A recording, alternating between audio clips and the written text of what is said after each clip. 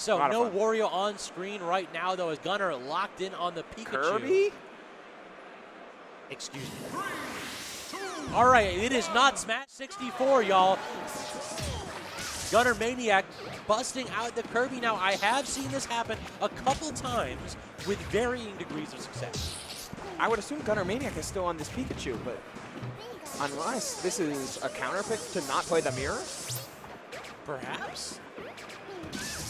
It says right now that player, okay, the 4th controller port is on MrRyanNess, 3rd controller port is on the Gunnermaniac, so I would assume that RyanNess is this Kirby, in which case, Kirby at 9th place. Yeah, that is... or guaranteed 9th place, could be higher. That certainly is interesting. So this is a character that has, in this game, very similar to a lot of the other problems that Kirby has in just about every game, where not particularly quick, particularly in the air, relatively slow, a little bit stubby. But what the character does have is solid disjoints and an incredible offstage presence. The downside is, if you get clipped, you just kind of don't recover. Like, there's just no drifts at all with these multiple jumps. Yeah, a lack of air acceleration, a lack of drift, some decent buttons, and... It's a mid-tier character. Yeah, I mean, we're seeing a lot of the flaws immediately. Catching a character like Pikachu has not meant much for MrRyanNess. We saw the punish on Thunder was before forward tilt, now forward smash. What did you get off of a grab? Haha, nothing. You're just taking and willing to catch the landings, play individual hits, and as we've been talking all day, just play the longest advantage state that you've ever seen and win on positioning. Though what I will say that Kirby does have, like, this is a mid-tier character. This isn't like a worst in the character. Yeah, of course. For sure. But what this character does have is we have a couple of disjoints and things like forward tilt in particular. Sliding at tilt can be very good. And then also sliding shield is actually very, very solid with Kirby. Like, we've seen it a couple times. You dash forward, toss your shield, the shield carries your momentum forward, and then you can get easy grabs. Not to mention, you know, like those. While you're not getting a lot of combos or like extended positioning setups, where like you're in a proper position to juggle, and it's not a combo, but you're playing the juggle state. While Kirby might not have any of those, the buttons he does use is pretty good. Like, that back air is very solid. Things like nair or forward tilt, forward smash, etc. Like, these are pretty utility moves. It's just hard in order to play the positioning advantage state game against a character that can reposition at will. Yeah, that's a good way to put it, actually. Top tier analysis. Yeah, Pikachu just basically says, if you don't have the ability to catch me, if you're not like Sonic, yeah, or if you're not Meta Knight where you're tossing out a ton of disjoints, I just don't have to deal with your nonsense. Yeah, a couple T-jolts coming down, playing the ledge. Kirby's got a good roll. Gets important. He does. Solid. I mean, that you talked a little bit about that back here. Not quite wolf tier, but very good. Very good. We saw the utility of down air there. If you can really mincemeat someone's shield. Like, I'm really trying to find the win condition here, but it truly feels like you're just finding the stray hits and making your stray hits matter more than your opponent's. Yeah, it does feel like RyanNess has been doing a good job of it so far. But at 177, Pikachu, we saw Gunner get knocked down by Cody, and it felt like Gunner was dying at 80, 90 every single time. And that was Mark, not a character known for its kill power. Pikachu is a lighter character in this game, so you typically want to see this character exit stage left relatively soon. Right.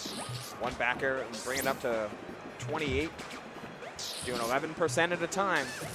But if you're just never wrong, and that's honestly, like, Kirby can also play the short king vibe very well with the crouch generally being low to the ground, like force people to try and be a little bit more specific. Wow, look at the SDI.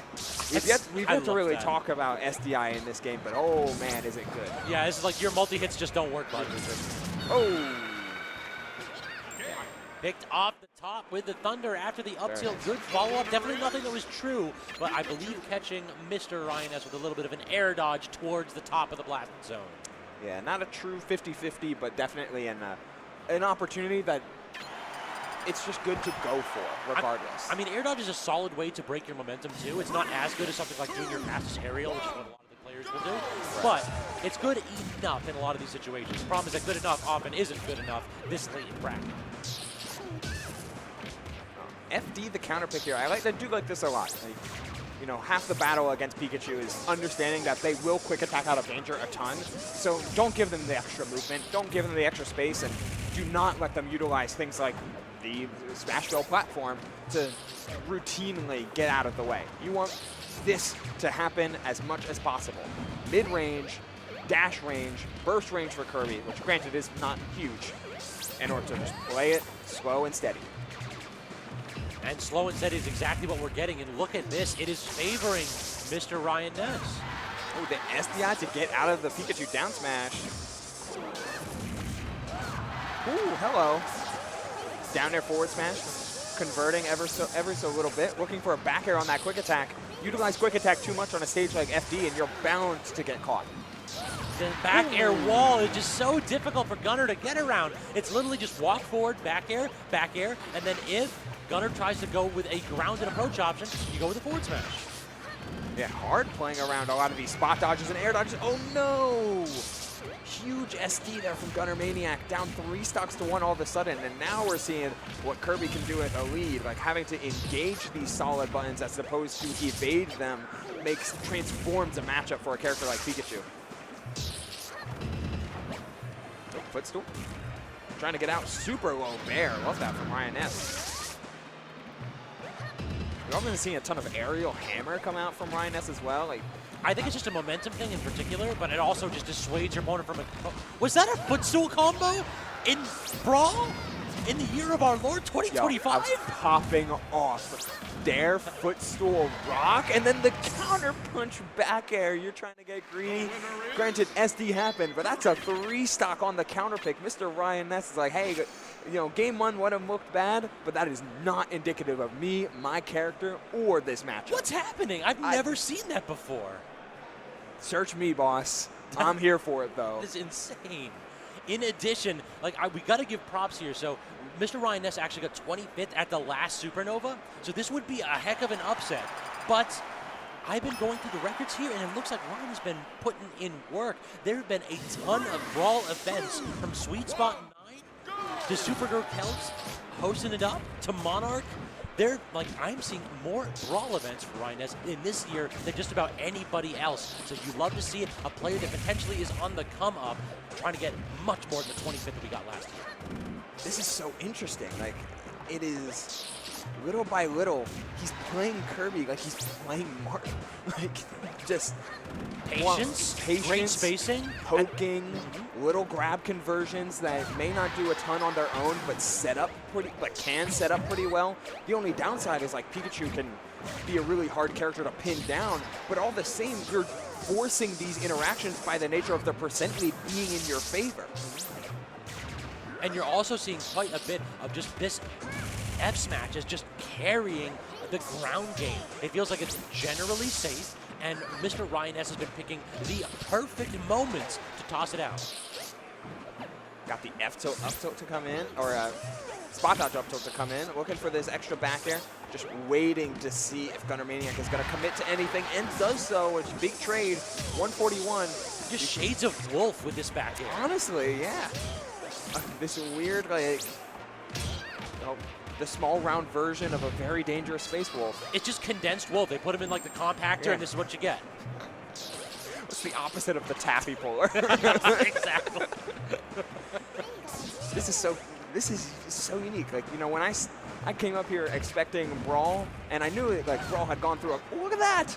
34 damage 34 off of an up throw. Like, yeah, you didn't DI perfectly. Take this up throw, forward throw, up air, forward smash.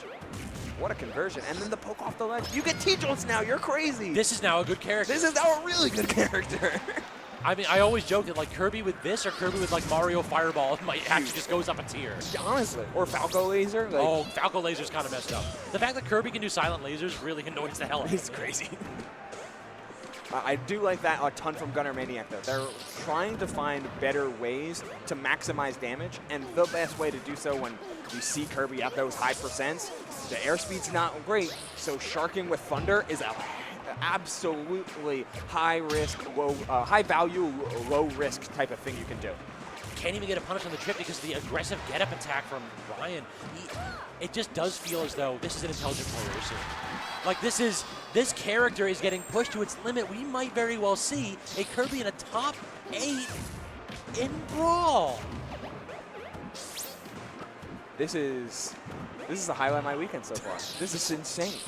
Like, to see a Kirby do, like, and Kirby's not a bad character, No. but clearly, like, in the lower half of the cast, to see meta developments on this regard, like, to show, like, And it's really the fundies. Like, it's just playing, like, dash up shield, like, representing up air, representing back air, utilizing down air as a landing tool, mix-ups on landing catches, playing appropriately grounded with things like forward tilt. This is really cool. Exactly. That's just the best way to put it. It's like you don't need a super hard analysis right here. It's just like a player pushing his character and just showing the expression that he's been putting in. Yeah. Incorporating the tech, like you saw, the sliding shield in order to get that shield grab off of a perfect shield. Now, though, there's a mix-up from Gunner. The down air, if you're going to do sliding shields, you can get the cross-up with that. That might very well be the answer. Gunner's been struggling with it for a little bit, though. And nice in order to get just close enough in order to find the cutter, come down on that forward smash catch. Cannot take any more damage, but you are absolutely going to. The Rock. This, like, not since Chudat have I seen a Kirby with this kind of a performance in Brawl. It's got to be, it's fitting that it's at Supernova in Chudat's old home turf of MDBA. We're making history, and you know, it's lovely to see happen on the grand stage on stream. Loses top 12. Another forward smash comes in. Cannot count Gunnermaniac. Gunnermaniac is a very solid player, and they're closing out the stock here. Game number 3, we have seen Gunnermaniac take over stocks in game 1 and against other fantastic players. Made it to 9 for a reason. This is, the back air's fresh though. In this spot, it may very well claim the stock if you get flipped in the corner. A good answer from MrRyanNess. Like, oh, the call out to the call out, unbelievable on that quick attack angle. And MrRyanNess locks in the top 8 slot 2-1 over Gunnermaniac with Kirby. What an upset. That is might very well be the upset of the bracket, pushing this character into discussion.